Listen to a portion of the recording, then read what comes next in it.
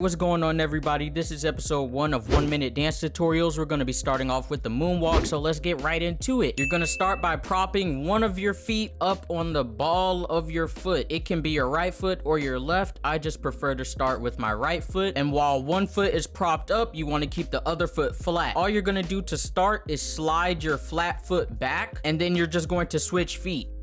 You're just going to repeat that same motion until you can get it smooth enough to make it look like a decent moonwalk. So now every time you're at a function and Billie Jean starts playing, you can participate in that part of the song where Michael Jackson does the moonwalk. So good luck on anyone who's trying to learn it. I want to see some videos of y'all trying to learn it. For those of you watching on YouTube, go to my Twitter if you want to post the videos and the replies. I'll probably pick my favorite ones to retweet, shout out. If y'all do it really good, then I'll give y'all some prizes. So surprise me. I'll see you all for the next dance tutorial where I'll be teaching y'all how to do the pin drop. Have a great rest of your day and peace.